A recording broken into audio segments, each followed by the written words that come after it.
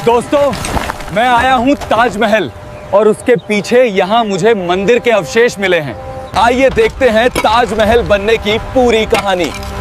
तो वीडियो को पूरा देखें और चैनल को सब्सक्राइब कर लीजिए। यमुना के किनारे खड़ा वह सफेद संगमरमर का ढांचा जिसे दुनिया ताजमहल के नाम से जानती है, केवल ईंटों और पत्थरों की इमारत नहीं है। यह एक ऐसा विचार है जिसने सदियों से प्रेमियों को प्रेरित किया और इतिहासकारों को उलझाया है। लेकिन पिछले कुछ दशकों में इस मोहब्बत की निशानी के गुंबदों के ऊपर एक अलग ही तरह का धुआं उठ रहा है, संदेह का धुआं। आज जब हम ताजमहल को देखते हैं तो हमारी आंखों के सामने दो तस्वीरें उभरती हैं। पहली तस्वीर एक मुगल बादशाह की है जिसने अपनी बेगम की याद में दुनिया का सबसे खूबसूरत मकबरा बनवाया। दूसरी तस्वीर एक प्राचीन मंदिर की है जिसे वक्त की धूल और राजनीति के पर्दों ने हमसे छिपा लिया है। इस कहानी की शुरुआत होती है उन बंद दरवाजों से जिन्हें खोलने की मांग आज देश की सबसे बड़ी अदालतों तक जा पहुंची है। ताजमहल के मुख्य चबूतरे के नीचे 22 ऐसे कमरे हैं जो सालों से बंद हैं। इन कमरों पर लगे ताले केवल लोहे के नहीं हैं, बल्कि ये उन राजों के पहरेदार हैं जो शायद इतिहास की पूरी किताब को ही बदल सकते हैं। याचिकाकर्ताओं का दावा है कि इन कमरों के पीछे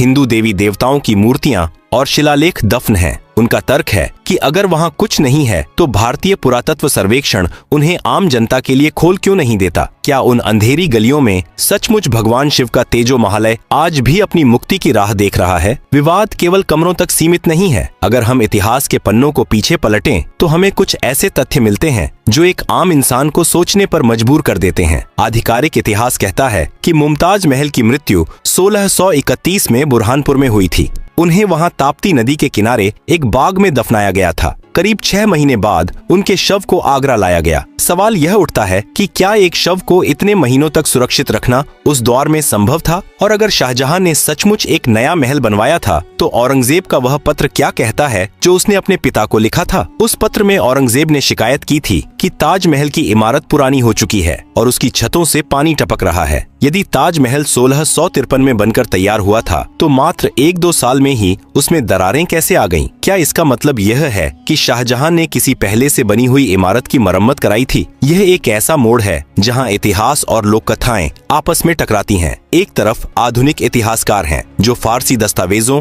और पादशाहनामा का हवाला देते हैं। दूसरी तरफ वे लोग हैं जो इमारत की वास्तुकला की ओर इशारा करते हैं। ताजमहल की दीवारों पर बने कमल के फूल, कलश की आकृतियां और वह त्रिशूल नुमा आकार जो गुंबद के सबसे ऊपर स्थित है, ये सब क्या केवल इत्तेफाक हैं? इस्लामी वास्तुकला में आमतौर पर चांद और सितारे का महत्व होता है, लेकिन ताजमहल के शिखर पर जो नारियल और कलश की आकृति दिखाई देती है वह हिंदू मंदिरों की एक खास पहचान है। आज की सूचना क्रांति के दौर में सच और झूठ के बीच की लकीर बहुत धुंधली हो गई है। पीएन ओक जैसे लेखकों ने एक ऐसी थ्योरी दी जिसने करोड़ों भारतीयों के मन में जिज्ञासा पैदा कर दी। उन्होंने दावा किया कि ताजमहल शब्द ही संस्कृत के तेजो महालय का अपभ्रंश है। हालांकि गंभीर इतिहासकारों ने इस थ्योरी को कई बार नकारा है, लेकिन जनता के मन में उठे सवालों का जवाब केवल कागजों से नहीं दिया जा सकता। लोग सबूत चाहते हैं। लोग उन 22 कमरों के भीतर की धूल को साफ होते देखना चाहते हैं। इस विवाद ने न केवल भारत में बल्कि पूरी दुनिया में हलचल मचा दी है। संयुक्त राष्ट्र की यह विश्व धरोहर स्थल आज एक कानूनी जंग का मैदान बन गई है। एक तरफ भारत की सांस्कृतिक पहचान है और दूसरी तरफ ऐतिहासिक न्याय की मांग। क्या सचमुच शाहजहां ने राजा जय सिंह से यह जमीन खरीदी थी? क्या उस वक्त वहां कोई हवेली थी या कोई भव्य मंदिर? अगर वह हवेली थी तो क्या उसे गिराकर ताजमहल बनाया गया या उसी ढांचे को सफेद संगमरमर से ढंक दिया गया? ताजमहल की उन ठंडी दीवारों के पीछे क्या कोई गर्भगृह आज भी धड़क रहा है या फिर यह सब केवल एक कल्पना है जिसे भावनाओं के सहारे जिंदा रखा जा रहा है? सच जो भी हो वह यमुना की लहरों की तरह खामोश नहीं रह सकता। उसे बाहर आना ही होगा। इतिहास अक्सर उन्हीं यादों को सहेजता है जिन्हें विजेता लिखवाना चाहते हैं, लेकिन कभी कभी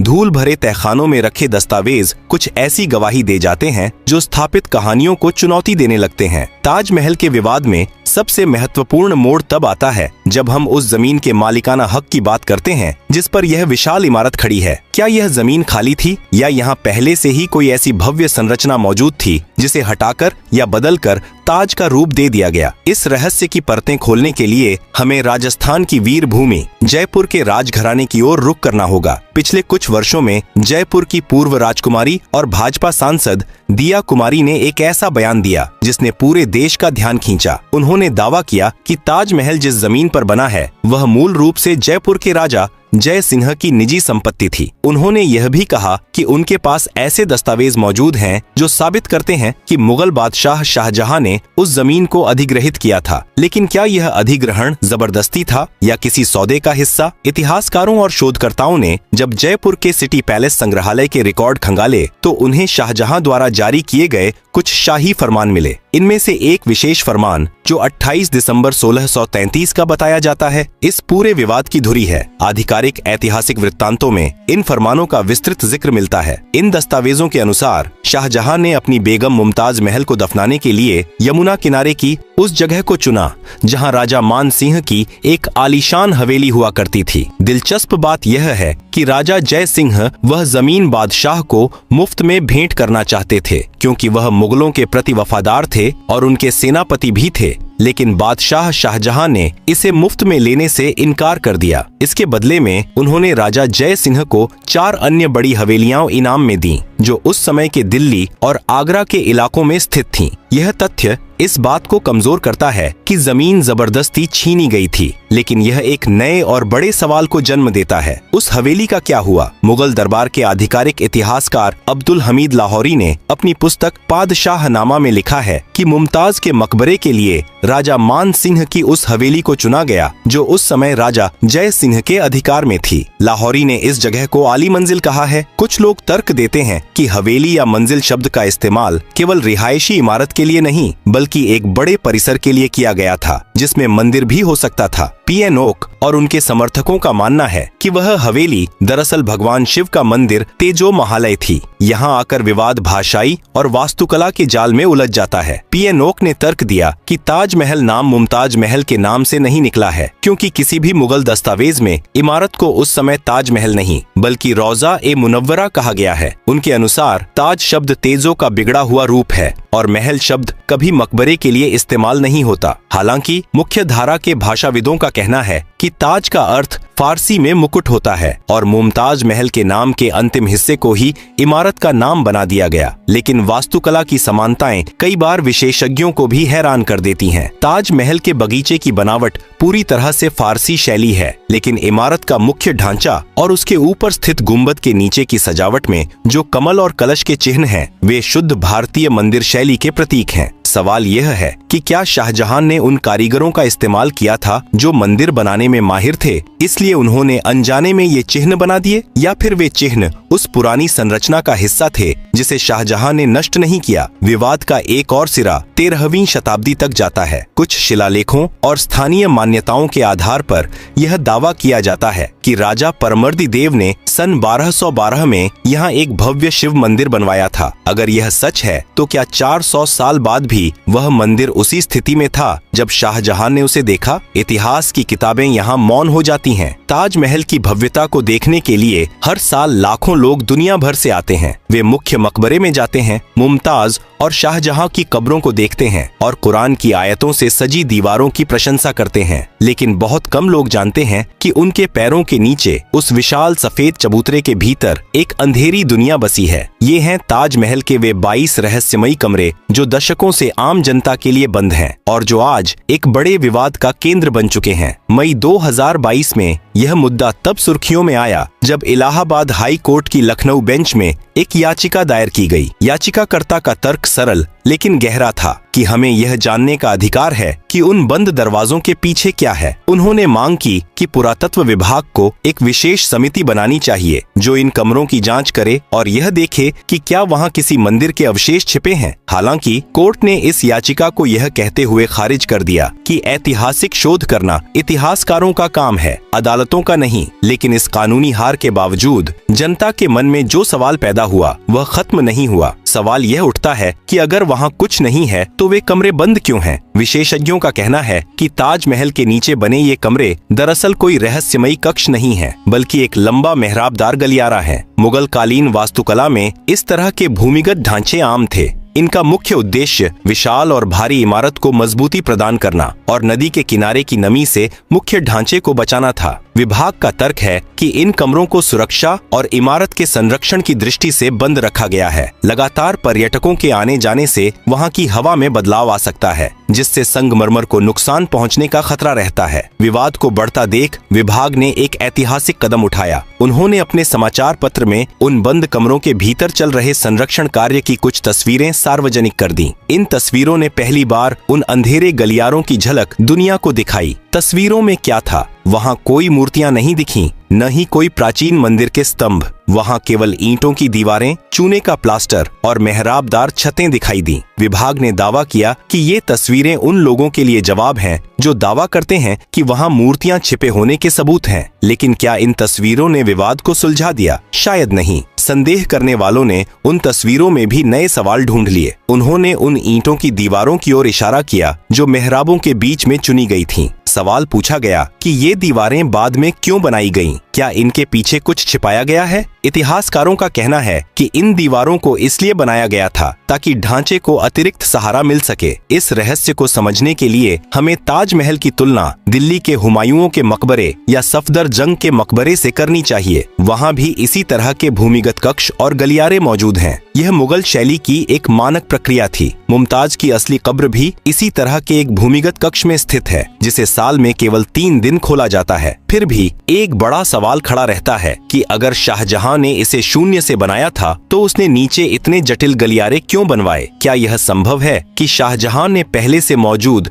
किसी ढांचे के ऊपर ताजमहल खड़ा किया हो? कुछ विशेषज्ञों का मानना है कि यमुना के किनारे की मिट्टी रेतीली होती है, इसलिए एक भारी इमारत को टिकने के लिए एक बहुत मजबूत आधार की जरूरत होती है। ताजमहल का आधार कुओं पर टिका है, जिन्हें आबनूस और महोगनी जैसी लकड़ियों से भरा गया है, जो पानी में रहने पर और मजबूत हो जाती हैं। विभाग ने पारदर्शिता दिखाने की कोशिश की, लेकिन रहस्यमयी परंपराओं और गहरी आस्थाओं के बीच केवल तस्वीरें पर्याप्त नहीं होती। लोग तथ्यों से ज्यादा उन प्रतीकों पर विश्वास करते हैं जिन्हें वे अपनी आंखों से देखते हैं। ताजमहल से जुड़ा सबसे चर्चित और भयानक दावा वह है जिसे हम बचपन से सुनते आ रहे हैं कि शाहजहां ने ताजमहल बनाने वाले 20,000 कारीगरों के हाथ कटवा दिए थे ताकि वे फिर कभी ऐसी कोई इमारत न बना सकें। यह कहानी जितनी रोमांचक लगती है, हकीकत में उतनी ही बेबुनियाद है। लेकिन यह सवाल उठता है कि आखिर यह अफवाह फैली कैसे, और अगर यह सच नहीं है तो उन हजारों मजदूरों का क्या हुआ जिन्होंने अपनी जिंदगी के 22 साल इस संगमरमर के सपने को सच करने में लगा दिए? यदि हम इतिहास को तर्क की कसौटी पर परखें तो हाथ कटवाने वाली बात पूरी तरह से असंभव लगती है। ताजमहल का निर्माण 1653 में पूरा हुआ था। इसके बाद शाहजहां ने दिल्ली में शाहजहानाबाद बसाया, जिसमें लाल किला और जामा मस्जिद जैसी भव्य इमारतें शामिल थीं। ऐतिहासिक रिकॉर्ड बताते हैं कि वही कारीगर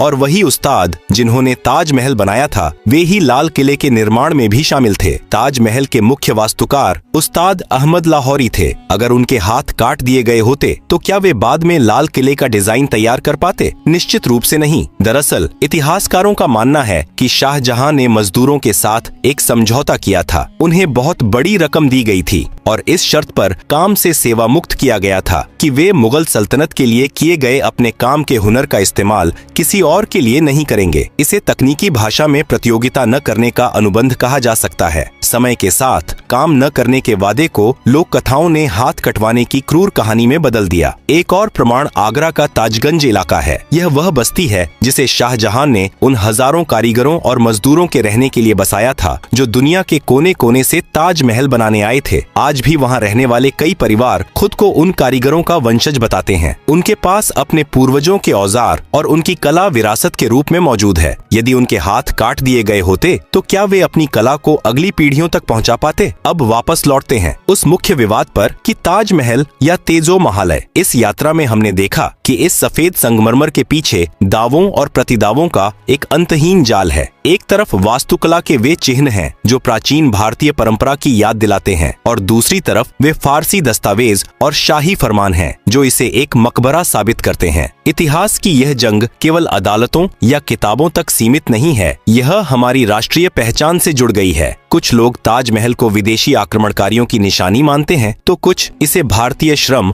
और स्वदेशी हुनर का सबसे बड़ा स्मारक। सच्चाई शायद इन दोनों के बीच कहीं छिपी है। ताजमहल जिस जमीन पर बना है है वहाँ पहले से एक संरचना का होना एक स्वीकृत ऐतिहासिक तथ्य है, लेकिन वह संरचना एक भव्य मंदिर थी या नहीं, इसके लिए और अधिक वैज्ञानिक शोध और निष्पक्ष जांच की आवश्यकता है। आज जब हम ताजमहल के सामने खड़े होते हैं तो हमें क्या देखना चाहिए? क्या हमें उन दरारों को देखना चाहिए जो संप्रदायों के बीच पैदा की जा रही हैं, या उस अद्वितीय सौंदर्य को जिसने भारत को दुनिया के नक्शे पर एक खास पहचान दी है? ताजमहल केवल शाहजहां की मुमताज के प्रति मोहब्बत का प्रतीक नहीं है, बल्कि यह उन 22,000 भारतीय कारीगरों के पसीने और कला का भी प्रतीक है, जिन्होंने अपना पूरा जीवन इसे तराशने में लगा दिया। अदालतों ने फिलहाल इन कमरों को खोलने से इनकार कर दिया है और विभाग ने तस्वीरों के जरिए एक सफाई पेश की है, लेकिन इतिहास कभी स्थिर नहीं रहता। नई तकनीकें आने वाले समय में बिना दीवारों को तोड़े यह बता सकेंगी कि उन 22 कमरों के पीछे क्या है। तब तक ताजमहल एक रहस्य बना रहेगा, एक ऐसा रहस्य जो हमें अपने अतीत के बारे में सोचने, सवाल करने और शायद एक दूसरे को समझने का मौका देता है। अंत में ताजमहल चाहे एक मकबरा हो या मंदिर, वह आज भारत की मिट्टी का हिस्सा है। यमुना की लहरें आज भी वही सवाल पूछ रही हैं जो सदियों पहले पूछे गए थे। जवाब हमारे ऊपर है कि हम अपने इतिहास से नफरत चुनते हैं या विरासत पर गर्व। रहस्य बरकरार है और शायद कुछ रहस्यों का अनसुलझा रहना ही उनकी खूबसूरती है।